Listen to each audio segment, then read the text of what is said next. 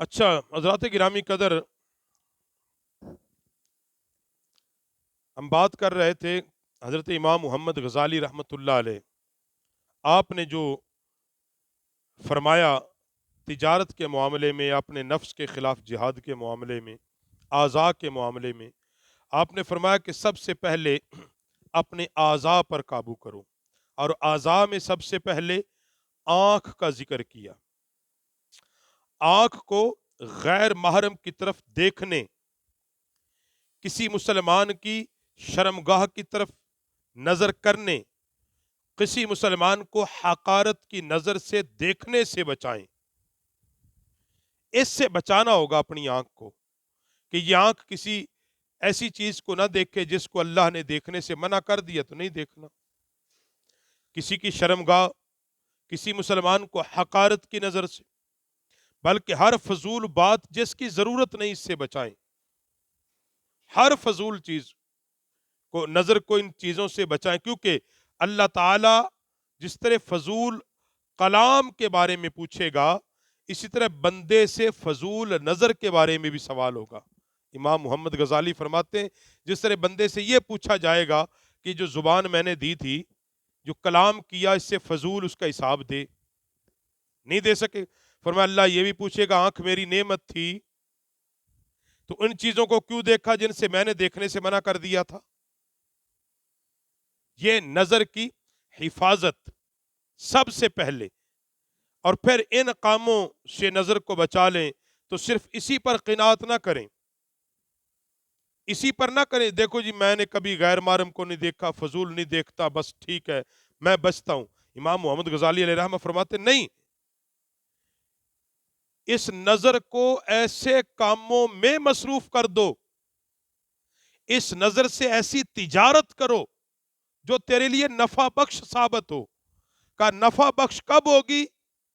کہ جب یہ نظر اللہ کی عجائبات کو بطور عبرت دیکھے، اور یہ نظر اللہ کے قرآن کی تلاوت دیکھے، اچھی اچھی دینی کتابوں کے مطالعے میں مصروف رہے، اور یہ نظر حضور سید عالم صلی اللہ علیہ وسلم کی مبارک سنت کو دیکھے، اور یہ نظر جو دیکھے پھر اس پہ جم جائے.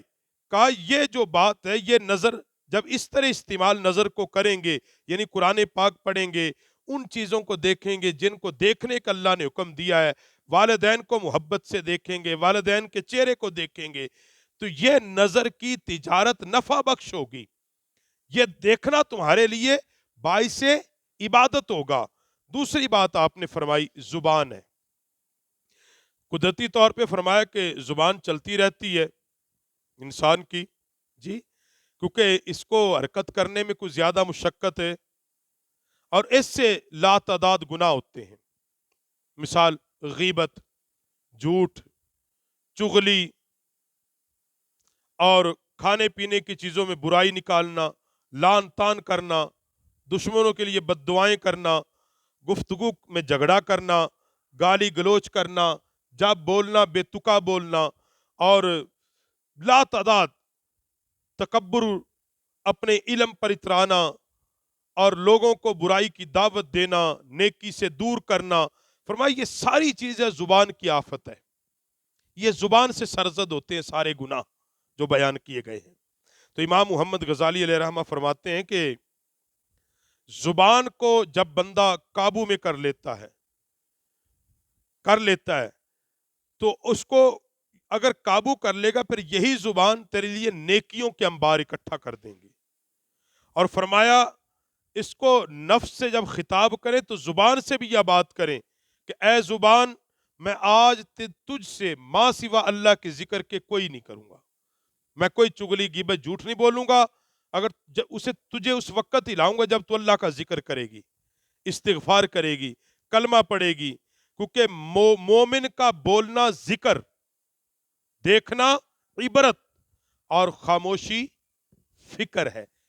مومن کیا یہی ہے، مومن کا کیا جب بولے اللہ کا ذکر کرے، اس کی زبان سے جب نکلے اللہ رسول کی بات نکلے، لوگوں کی اصلاح کی بات نکلے، نیکی کی بات نکلے، قرآن کی تلاوت نکلے، لوگوں کو سمجھانے کی بات نکلے، اور دیکھنا عبرت، جس چیز کو دیکھے بطور عبرت دیکھے، اس سے نصیحت پکڑے، اور خاموشی ہو تو کس لیے فکر میں ہو، وہ فکر کر رہا ہو کہ میں نے مر جانا ہے۔ اللہ رب العالمین اسی لیے قرآن پاک میں سورہ قاف میں فرماتا ہے کوئی بات وہ زبان سے نہیں نکالتا کہ اس کے پاس ایک محافظ تیار نہ بیٹھا ہو، جو وہ زبان سے کہہ رہا ہے اس کا لکھا جا رہا ہے، لکھا جا رہا ہے۔ تو اس لیے حضرات، امام محمد غزالی، آج ہم ان دو باتوں پر اکتفا کرتے ہیں کہ ہم اپنی آنکھ اور زبان، دو چیزوں کو جب کنٹرول کریں گے، نبی پاک صلی اللہ علیہ وسلم کی ایک حدیث بھی ملتی ہے، حضور نے فرمایا کہ تم مجھے اپنی زبان اور دو ٹانگوں کے درمیان چیز کی ضمانت دو، میں محمد تجھے جنت کی ضمانت دیتا ہوں۔ اس سے مراد فرمایا ایک زبان اور ایک شرمگاہ، جو بندہ دو چیزوں پر قابو پا لیتا ہے، حضور نے فرمایا میں محمد اسے جنت کی ضمانت دیتا ہوں۔